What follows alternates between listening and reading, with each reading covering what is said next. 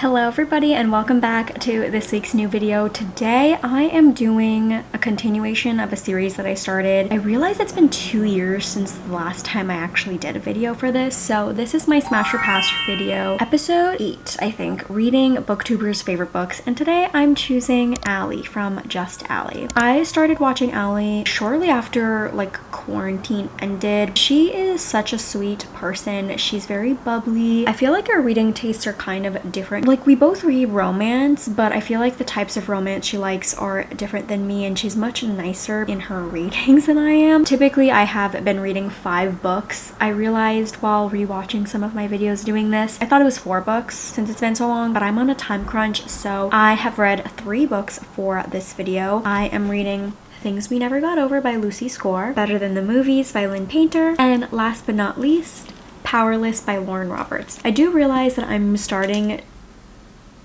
Oh my gosh, they're all series. Damn, because I'm also in the middle of doing a series of trying to finish all the series that I'm currently in the middle of. I read 3 books trying to see if my tastes align with Allie. I watched some of her favorites videos. I chose some from her 2024 favorites list. She had shorts talking about her all-time favorites. So let's head into the vlog portion to see my thoughts.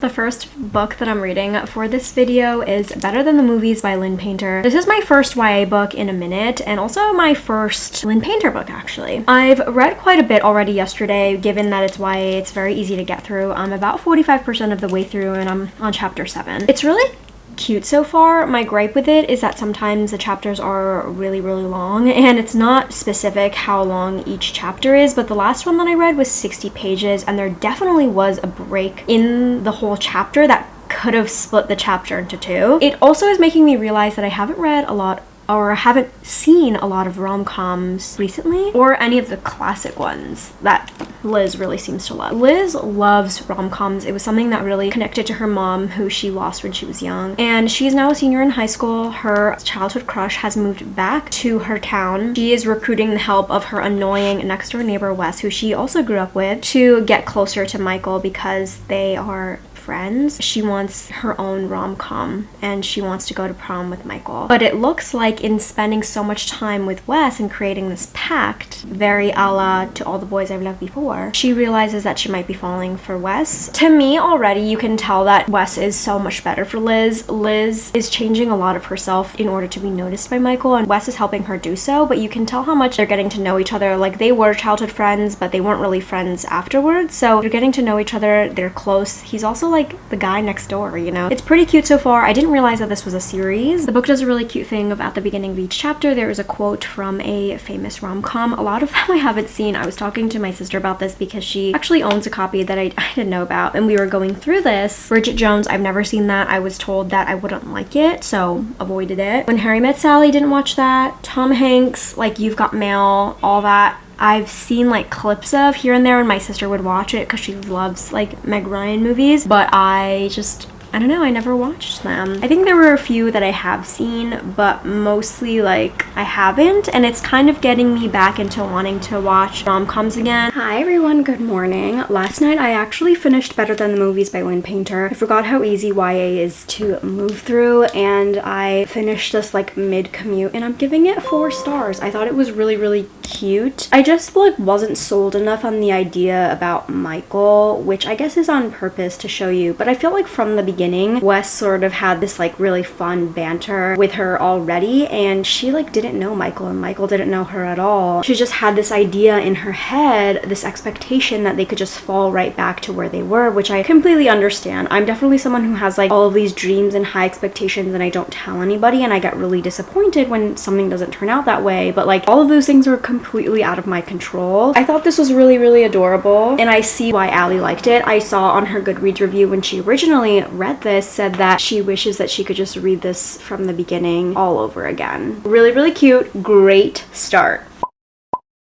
I'm about 30% of the way through Things We Never Got Over. This book is so silly. It's quite long also and chunky for a romance. I believe that there's supposed to be something else that makes it more than romance. There is a bonus epilogue in this, and it is about 557 pages. This is following, oh, he keeps calling her Daisy, so now I'm like, what's her name? Naomi, and she has an evil twin, identical twin sister who absolutely wreaks havoc wherever she goes. She goes to visit her to help her out, her sister Tina, only to realize that Tina has completely ransacked her hotel room, stolen her car, her phone, her money, everything. And there, in this situation, she meets Knox, who is the town like grump. He has a couple businesses and he is really helping her out, saying that he hates her. She thinks she's so annoying. She's too happy, sunshine, super positive, and he hates that, but he's doing everything he can to help her and he's attracted to her. I'm not really understanding it. Knox is incredibly hot and cold. Naomi is also left to take care of her niece that she didn't know she had, Waylay, who's 11 years old. I say that it's silly because like the whole thing about this, the names, there's a girl named Waylay and a dog named Lynn. Really confusing. The town is called a Knock 'Em Out because of how many fights were breaking out at the beginning, at the start of the town or something. This guy's name is Knox. Yes, Naomi does make fun of it, but there's that. And it's just, he's too hot and cold for me to understand why he like wants to be around her all the time. He's supposedly in his 40s and yet he's acting like he's in middle school, and I find it to be really childish. Allie, I know she reads a lot of romance and she's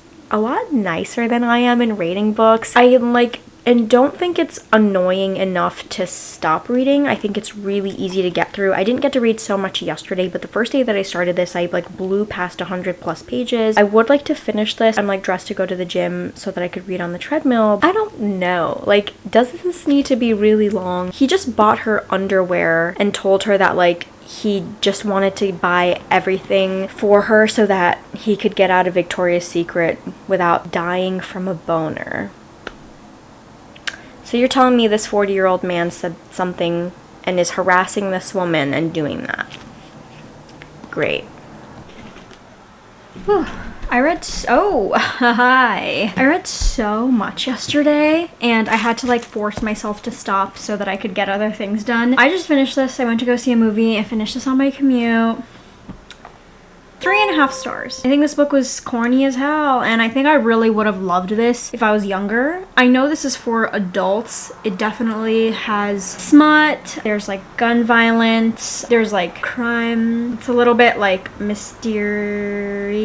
I really had to suspend my disbelief with this one because of how corny it was. It really read a little bit immature. I found Knox to be a little bit annoying and obnoxious. He reads a lot like a high school boy. Definitely not a well-evolved 43-year-old man. The epilogue is like so corny, but I get why this is enjoyable. It's definitely an escape and there's a lot to this. It was entertaining. There wasn't any point where I felt bored, so I get why this is like a fun time. Would I continue with the series? Maybe. I can definitely see how this is a series. It's definitely lining things up. I could tell in the epilogue they're kind of being vague a little bit, especially since there's a bonus epilogue in here as well. I started Powerless last night. It is pretty big. I'm on a bit of a time crunch. I have to finish this before I leave for vacation for 2 weeks, and I've read about 136 pages. This is YA fantasy, which I'm glad about.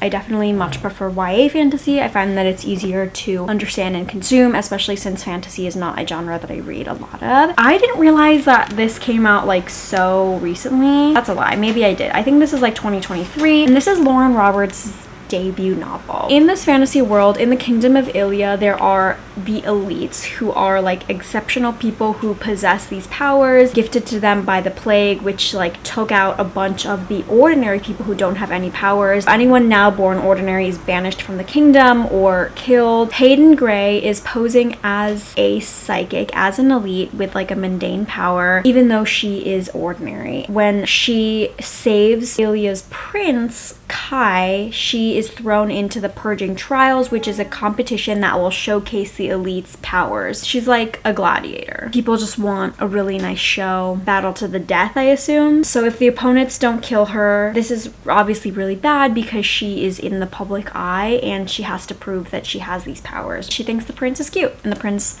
obviously likes her, so I assume this is going to be a romance. I'm kind of sensing a love triangle, possibly. It is a YA fantasy, so I wouldn't be surprised. But so far, I definitely see a lot of similarities with other fantasy books that I've enjoyed, namely Throne of Glass or Children of Blood and Bone. I think it's the one. Just overall of everyone coming to the castle to train to fight in this one thing is very Throne of Glass to me. I'm a little bit nervous. I'm not seeing any formal training, but they are being trained. There's dual POV, and it's quite fun so far. They have like this cute little banter, Peyton and Kai. They have something going on, clearly. I read so much more than I thought I would yesterday. I'm about to start chapter 47 on page 385. The trials have begun. They've finished the second trial as well, and it's really giving like Hunger Games vibes. People with the power of sight are placed along like throughout the grounds, acting as like cameras to watch and record stuff so that they can project it for people to watch afterwards. Each one is very different. It's just whatever the king wants. It requires teamwork, but also then has you turn on your team, and then it's just a really individual battle. I don't know how I feel about it because none of the ideas seem super original, but it is entertaining. I'm not sure if there's supposed to be like a love triangle between Kit, Kai, and Hayden. I really like Kit, but I feel like Kai is supposed to be the one that's for her. I'm not really sure if they all have to die at the end, but you're supposed to win. But people have died throughout the trials. I just don't know if it's supposed to go on until there's the last one standing. I finished Powerless. Now I'm like low-key thinking I could read another book, but I don't have time to edit the rest of that, so I'll have to finish this here. First of all, I enjoyed this. My rating I think is 3.5, which means that I will be demoting this one to 3 stars because I definitely enjoyed Powerless more, but not enough to give it 4. Like it could have been, but I just, like I said, have a feeling about the originality. I have thoughts, but out of all of the 3 that I've read for this video, I think I will only be continuing this one. I'll keep these on the back burner, but I will definitely be prioritizing this one out of the rest. I see that the Resistance will be the focus of the other books, I assume, because it's a trilogy, and I was wondering how the trials were going to end. I definitely see some Harry Potter in here, some Shadow and Bone, like a touch of it as well. I'm just having like mixed thoughts about this book, although I did have a good time reading this. I agree with Ali that the romance in this was very, very slow burn, and the tension was there, although I have seen other romances where I think the tension is done a little bit better. They don't really kiss for a while. I almost thought that I missed it because of like how close they are. I just really liked their friendship together and just them interacting. It is a forbidden romance, obviously. She's like from the slums, she's totally poor, and he is supposed to be the enforcer. He is a prince. He also like sees himself as a monster because of the amount of people that he's killed, and his job is literally to kill people for the king. He started it from like 14 years old. He really grapples with that and how he sees himself and how he doesn't want Hayden to see him that way. I looked up the next book for the library and I was wondering why there were only ebook editions. It's because there is a book 1.5, so I think I might read that over vacation to tide me over before I start book 2. I think overall I'm not really surprised with how this video went, and that Ali and I typically like the same books. I feel like she reads a lot more popular books and new releases than I do. I definitely have some books that I've added to my TBR that I've never heard of from her, mainly fantasy books, which is great because, like I said, fantasy isn't a genre that I read a lot of, and it's one that I would like to explore more of. I definitely enjoyed my time reading all of these, and I'm really glad that I have something to look forward to in this series at least, which is kind of wild because it means that I'm adding another series to my slowly but surely dwindling list. I had a fun time with this. I don't think I would have picked these up had I not did this video, so I really enjoyed this. Let me know your thoughts on this especially, and is it really going to be worth my time continuing this, or is it just a silly little time? Like, I feel like it wasn't the worst, but I kind of was just like scoffing at a lot of it, you know? Overall, I don't think the ratings are bad. I've had ones where I've DNF'd and gave them 2 stars and stuff like that. As a wrap up, better than the movies. First book that I read, 4 stars. Next, I read Things We Never Got Over, and this got demoted. She was 3.5 and now she's 3. And then lastly, as I said, I read Powerless by Lauren Roberts, and I gave this 3.5 stars. Not surprising because fantasy books, usually the first book in a series, I usually start out around a 3. No surprises there, and I'm definitely looking forward to reading the rest of the series, the trilogy rather. And I will see you all in my next video. Thank you so much for watching. Bye!